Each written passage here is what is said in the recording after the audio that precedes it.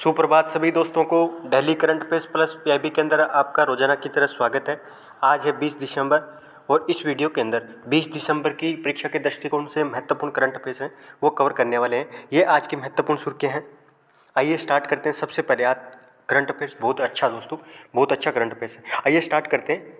ये डीआरडीओ के द्वारा अग्नि पी मिसाइल का परीक्षण किया गया है। एक नई मिसाइल जो अग्नि सीरीज की है और उसका एक नया परीक्षण डीआरडीओ के द्वारा किया गया है, इसलिए न्यूज के अंदर है। ये एक new generation nuclear capable ballistic missile है। तो अग्नि पी एक बैलिस्टिक मिसाइल है और ऊपर से याद रखिए कि ये परमाणु हथियार ले जाने के अंदर सक्षम है। जो अन्य अग्नि सीरीज की जो भी मिसाइलें थी अग्नि 5 तक, वो दोस्तों परमाणु हथियार ले जाने में सक्षम नहीं थी, लेकिन ये अग्नि पी मिसाइल है, ये परमाणु हथियार ले जाने के अंदर सक्षम है। ये चीज़ याद रखिए। अग्नि पी जो मिसाइल है वो 2 चरणों पे आधारित कण स्तरीय ठोस प्रणोदक पर आधारित बैलिस्टिक मिसाइल है। ठोस प्रणोदक ये फ्यूल वगैरह है, उसमें ठोस प्रकार का ईंधन यूज किया जाता है, यानी सॉलिड फॉर्म के अंदर इसका ईंधन वगैरह बैलिस्टिक मिसाइल के अंदर यूज किया जाता है। इसकी रेंज मध्यम दूरी की है। जो अग्नि पी मिसाइल है उसकी रेंज मध्यम दूरी की है। और जो 1999 के अंदर भारत का जो मिसाइल कार्यक्रम स्टार्ट हुआ था, जिसके तहत 5 मिसाइलें डेवलप की जा रही थी, और उसमें से एक बहुत ही महत्वपूर्ण जो अग्नि सीरीज थी, उसमें अग्नि 1 और 2 मिसाइल है वर्तमान के अंदर। उसके उत्तराधिकारी के तौर पर अग्नि पी मिसाइल का परीक्षण किया गया है, उसको डेवलप किया गया है। और ये बैलिस्टिक मिसाइल संपूर्ण अग्नि श्रृंखला में जितनी भी 5 अग्नि मिसाइल्स हैं उसमें सबसे छोटी है और सबसे हल्की मिसाइल है, अत्याधुनिक मिसाइल है, आप याद रखिए। और परमाणु हथियार के अंदर ले जाने के अंदर सक्षम है। अगला, भारत के प्रधानमंत्री को एक नया अवार्ड मिला है, भूटान का सर्वोच्च नागरिक पुरस्कार order of the drug Gyalpo. नाम याद रखिए दोस्तों, order of the drug Gyalpo.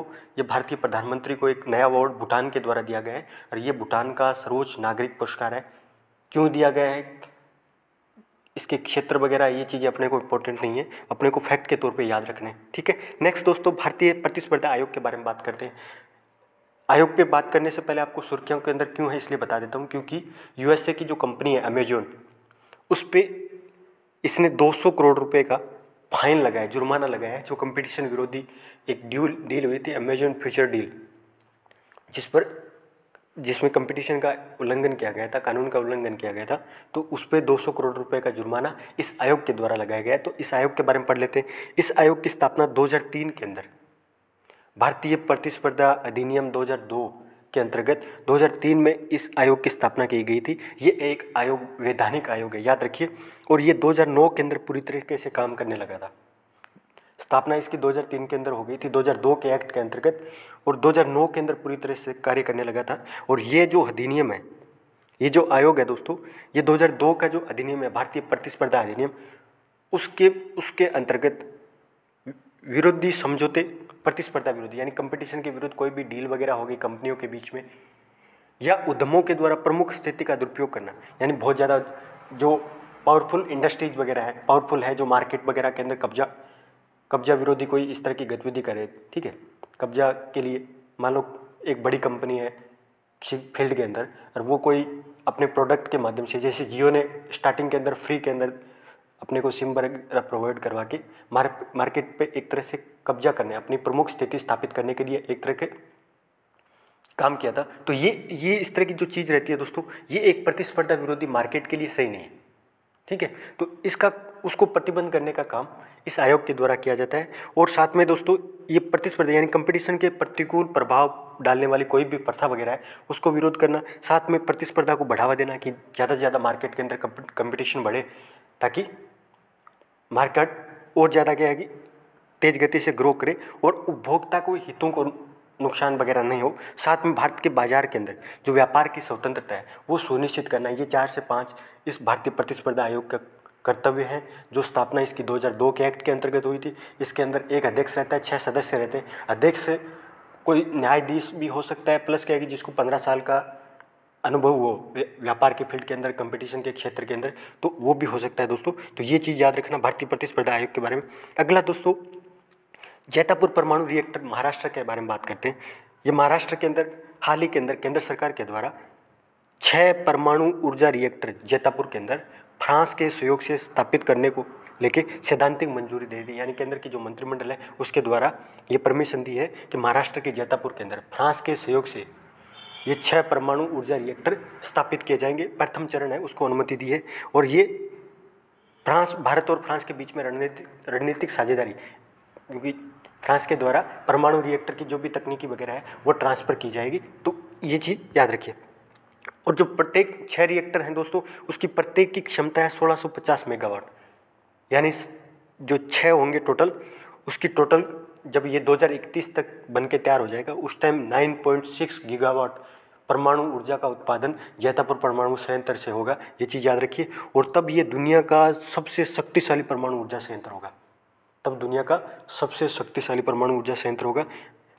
थोड़ा सा दोस्तों इसके आपको बताई दी कि फ्रांस के द्वारा तकनीकी ट्रांसफर किया जाता है। और अभी भारत की जो परमाणु ऊर्जा क्षमता, यानी भारत की वर्तमान के अंदर जो भारत के वर्तमान में 22 रिएक्टर है, उनके माध्यम से 6780 मेगावाट परमाणु ऊर्जा का उत्पादन वर्तमान के अंदर हो रहा है। और जब ये प्रोजेक्ट पूरा हो जाएगा तब 2031 तक 22,480 मेगावाट की क्षमता भारत की हो जाएगी परमाणु ऊर्जा उत्पादन के लिए। तो बहुत ज़्यादा ये प्रोजेक्ट वगैरह याद रखिए। इसके साथ भारत के द्वारा पिछले साल 10 स्वदेशी 700 मेगावाट के भारी जल दाबित रिएक्टर, यानी प्रेशराइज हेवी वाटर रिएक्टर अनुमति भारत सरकार के द्वारा दी गई थी कि स्वदेशी रूप से 10 परमाणु रिएक्टर स्थापित किए जाएंगे, जिसकी प्रत्येक क्षमता 700 मेगावाट रहेगी।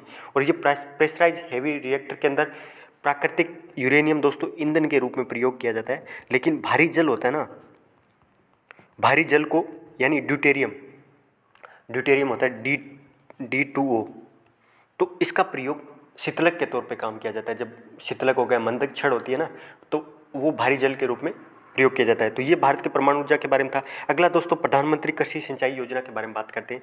ये एक केंद्र प्रायोजित योजना है, सबसे पहले ये याद रखिए। और हाल ही के अंदर न्यूज के अंदर इसलिए है कि आर्थिक मामलों की मंत्रिमंडलीय समिति के द्वारा इस योजना का, प्रधानमंत्री कृषि सिंचाई योजना का जो कार्यकाल है वो 2021 से बढ़ा के 2026 कर दिया, यानी 4 सालों के लिए और ज़्यादा इस योजना को बढ़ा दिया। पहले कार्यकाल इसका 2021 में ख़त्म होने वाला था, लेकिन अभी इसका कार्यकाल, प्रधानमंत्री कृषि सिंचाई योजना का कार्यकाल है वो 2026 तक रहेगा। और इसके लिए मंत्रिमंडल की जो आर्थिक मामलों की समिति है उसने 93,000 करोड़ रुपये, लगभग 93,000 करोड़ रुपये खर्च के साथ इस योजना को आगे बढ़ाने की अनुमति दी है। ये पैसे वगैरह मायने नहीं रखते, बस आप तो इस योजना के बारे में देख लीजिए थोड़ा सा। और इस योजना के अंदर दोस्तों जब भारत सरकार के द्वारा शुरू की गई थी तो 3 जो सिंचाई से संबंधित योजनाएं थी, कौन कौन सी? त्वरित सिंचाई लाभ कार्यक्रम, यानी त्वरित सिंचाई लाभ कार्यक्रम, हर खेत को पानी, दूसरी योजना। और तीसरी वाटरशेड विकास घटक। वाटरशेड यानी कोई क्षेत्र वगैरह रहता है उसका ओवरऑल विकास करना, जो अपवाह तंत्र है, मान लो कोई नदी है उसके आसपास चारों ओर जो क्षेत्र रहता है उसको वाटरशेड रहता है, उसका डेवलपमेंट करना, वाटरशेड डेवलपमेंट हो जाता है। तो ये 3 योजना है, इन 3 योजनाओं को मिला के भारत सरकार के द्वारा ये योजना शुरू की गई थी, लेकिन इसका कार्यकाल 21 में खत्म हो रहा था, इसको बढ़ा के 2026 में कर दिया। ये याद रखिए, ये एक केंद्र प्रायोजित योजना है, यानी पूरा का पूरा पैसा केंद्र सरकार के द्वारा नहीं दिया जाता, राज्य सरकार भी हेल्प करती है। और ये दोस्तों विकेंद्रीकृत तौर पे क्रियान्वित किया जाता है, यानी एक स्कीम नहीं है, इसका राज्य स्तर पे और जिला स्तर पे नई स्कीम बना के इस परियोजना के अंतर्गत विकेंद्रीकृत रूप से इस जो योजना है उसको ग्राउंड लेवल पे इम्प्लीमेंटेशन किया जाता है। तो ये चीज़ आप याद रखिए। नेक्स्ट दोस्तों, महिलाओं, एक बहुत ही महत्वपूर्ण ऐतिहासिक फैसला हुआ है। महिलाओं के लिए विवाह की जो कानूनी आयु है वो बढ़ा दी गई है। मामला ये है दोस्तों कि जया जेटली की अध्यक्षता भारतीय प्रधानमंत्री के द्वारा लाल किले से संबोधन के अंदर ये चीज़ बोला था कि हम जो महिलाओं की जो विवाह योग्य न्यूनतम आयु 18 वर्ष है उसको बढ़ा के पुरुषों के समान 21 वर्ष करने वाले हैं।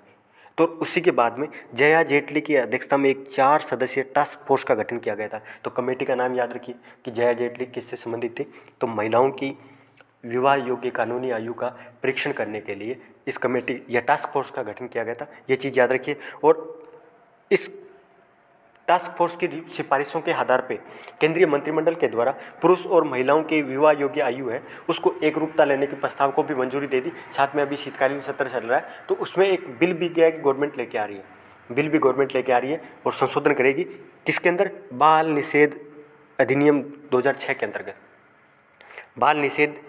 बाल विवाह निषेध अधिनियम 2006 है, उसके अंतर्गत ये प्रोविजन था, गवर्नमेंट ने किया था कि 18 वर्ष महिलाओं की और 21 वर्ष पुरुषों की क्या है कि न्यूनतम विवाह आयु रहेगी, कानूनी आयु, और इसमें संशोधन करके पुरुष और महिलाओं की जो विवाह आयु है उसको एक रूपता लेके आएगी, और संसद के अंदर बिल भी अभी रख दिया है। आपको थोड़ा सा बैकग्राउंड के साथ और बता देता हूँ कि दोस्तों भारत के अंदर सबसे पहले विवाह की जो न्यूनतम आयु है वो पहली बार 1929 के अंदर शारदा एक्ट के माध्यम से, कौन से एक्ट के माध्यम से? शारदा एक्ट 1929 के अंदर आया था, जहाँ भारत में पहली बार न्यूनतम आयु डिसाइड की गई थी, जिसमें 14 साल और कुछ 18 साल रखा था, इस तरह का रखा था दोस्तों रेशियो। लेकिन बाद में सरकार के द्वारा इसका नाम परिवर्तित किया और बाल विवाह प्रतिबंध अधिनियम 1929 कर दिया गया था। फिर इसी एक्ट के अंदर जो शारदा एक्ट है, इसी में 1978 में भारत सरकार के द्वारा संशोधन किया था, और लड़कियों की जो विवाह योग्य आयु थी वो 18 वर्ष कर दी थी, और लड़कों की 21 कर दी थी 1978 के अंदर। कौन से एक्ट में संशोधन किया था? शारदा एक्ट के अंदर। फिर गवर्नमेंट ने दोस्तों 2006 के अंदर है ना एक नया एक्ट लेके आती है, बाल विवाह निषेध अधिनियम। पहले क्या था? बाल विवाह प्रतिबंध अधिनियम, जिसका पुराना नाम क्या था? शारदा एक्ट। और उसको प्रतिस्थापित किया, यानी उसको खत्म किया, शारदा एक्ट को खत्म किया, जो ब्रिटिश काल से चला आ रहा था उसको समाप्त करके 2006 के अंदर भारत सरकार के द्वारा एक बाल विवाह निषेध अधिनियम लेके आती है, और उसके तहत भी सेम आयु वगैरह रखती है।